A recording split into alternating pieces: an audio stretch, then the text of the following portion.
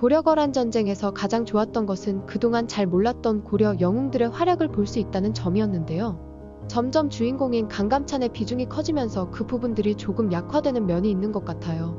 이번 화에서는 강감찬이 소배합을 전령해서 따로 만났습니다. 소배합은 거란 황제가 철군을 결정하도록 설득시키기 위해서는 고려의 친조 약속이 필요하다고 했죠. 그것을 행하는 것은 나중 문제라고 하면서요. 소배합은 물론 거란군이 지금 철군하지 않으면 더 위험해질 수 있기 때문에 그런 제안을 한 것이죠. 하지만 야율융서를 속여 거란군의 철군을 유도하는 아이디어가 소배합에게서 나온다는 설정이 의외이긴 했습니다. 원래 역사에서는 현종에게 거란의 친조를 청하자고 제안하는 사람은 하공진이었죠. 하공진은 유종과 함께 동석의 방어를 담당할 당시 임의로 군대를 움직여 동여진족을 공격했다가 패배했는데요. 그 일에 대한 복수로 유종이 고려 조정에 입주하기 위해 들어온 동여진족을 모두 사살한 일이 있었습니다. 이 일로 현종 초에 하공진과 유종은 섬으로 유배되었는데 드라마에서도 4화에서 그 장면이 나왔었죠. 하지만 거란군이 침공해온 후 현종은 몽진을 떠나기 전 이들을 복귀시켰습니다. 그 후 유배에서 풀려난 하공진은 현종을 호종하기 위해 찾아갔다가 이렇게 말했습니다. 거란은 본래 역적의 토벌을 명분으로 삼았고 지금 이미 강조를 체포하였으니 만일 사신을 보내어 화친을 청한다면 저들은 반드시 군대를 철수할 것입니다. 그리고 하공진은 자신이 직접 거란 진영에 가서 표문을 전하겠다고 했는데요. 당시는 전쟁 중이라 거란의 사신으로 가는 것은 매우 위험한 일이었습니다. 때문에 처음 현종은 괜히 소득도 없이 신하만 잃을까봐 망설였을 수도 있을 것 같아요. 하지만 현종은 길한 점괘를 얻은 후 하공진과 고영기에게 표문을 가지고 거란 진영에 들어가도록 했죠. 하공진은 현종과 헤어진 후 얼마 지나지 않아 창화현에서 거란 선봉대를 만났습니다. 이때 하공진은 거란 선봉대에 현종의 친조 약속이 담긴 표문의 내용을 자세히 설명했는데요. 이에 거란 측에서 고려 국왕이 어디 계시냐고 묻자 하공진이 국왕은 지금 강남으로 가고 계시는데 그 거리가 너무 멀어 몇 마리인지 알 수 없다고 했습니다. 이에 거란 선봉대는 추격을 멈추고 돌아갔다고 하는데요. 당시 현종과 거란 선봉대와의 거리는 10리 정도 밖에 안 되었기에 하공진이 아니었다면 위험에 처했을 가능성이 컸죠. 이후 하공진은 고영기와 함께 거란 진영으로 들어가 야율융서에게 현종의 친조 내용을 전달하며 철군을 요청했습니다. 이에 야율융서는 철군을 결정했지만 하공진과 고영기는 거란에 포로로 잡혀갔죠. 하공진은 겉으로는 거란에 충성심을 보여 야율융서의 총애를 받았지만 속으로는 늘 황국을 도모했다고 합니다. 처음에 하공진은 고영기와 모의하여 야율융서에게 이렇게 말했습니다.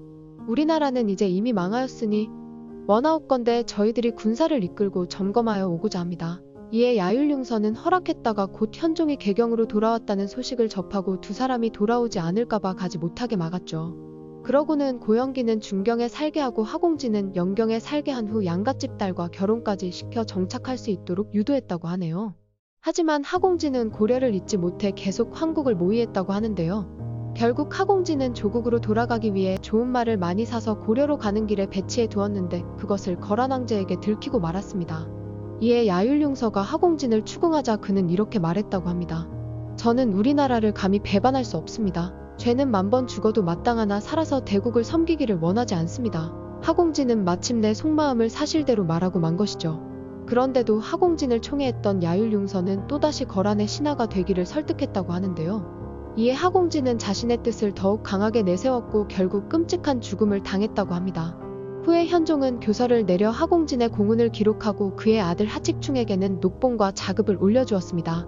또한 고려 11대 국왕인 문종은 1052년에 제서를 내려 좌산왕중 하공진은 통화 28년에 거란군이 침입하자 적을 대하며 몸을 돌보지 않았고 새치의 혀를 움직여서 능히 대군을 물리쳤으니 공신각의 초상을 그릴만 하다 라고 한 후 하공진을 상서공부시랑에 추증하고 그의 아들은 오품직으로 뛰어올려 임명하였다고 합니다. 지금 봐도 위기에 빠진 나라를 구하기 위해 거란 진영에 직접 들어간 하공진의 용기가 대단하다는 생각이 드는데요. 동시에 끝까지 고려를 그리워하며 절개를 지키다가 끔찍한 죽음을 당한 것이 안타깝기도 합니다. 드라마에서는 하공진의 이야기가 어떻게 진행될지 모르겠지만 14화에서 야율융서를 만나는 장면이 기대가 되네요. 이번 화에서는 대도수와 이현운의 마지막 모습도 인상적이었습니다. 역사에는 대도수와 이현운 모두 거란군에 사로잡힌 이후의 생에 대한 기록은 남아있지 않은데요. 이현운은 거란의 신하가 되겠다고 했고 대도수는 탁사정에게 속아 거란군에 사로잡힌 것까지만 나와있죠. 하지만 드라마에 나온 것처럼 대도수는 거란에 끝까지 저항했을 듯하네요.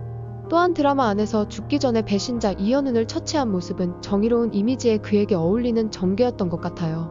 반면 이현우는 거란군에 항복한 것까지는 어쩔 수 없었다 해도 뭔가에 홀린 것처럼 너무 거란에 충성했던 모습이 눈살을 찌푸리게 했는데요. 그래도 억지로 이현우를 이해해보자면 아마도 거란군이 너무 강하다는 생각에 지나친 두려움을 갖고 있지 않았나 싶네요. 두려움에 매몰되어 자신을 통제하지 못했고 그래서 하지 말아야 할 짓들을 한 것이죠. 결국 거란 황제에게 잘 보이기 위해 강감찬의 척까지 노렸던 이현우는 보다 못한 대도수에게 사살되고 말았는데요. 곧 대도수도 거란군에게 처형당했으나 비로소 그의 고통과 수모가 끝나기도 한 것 같아 한편으로는 다행이라는 생각도 들었습니다. 이상으로 준비한 영상 마치겠습니다. 끝까지 시청해주셔서 감사합니다.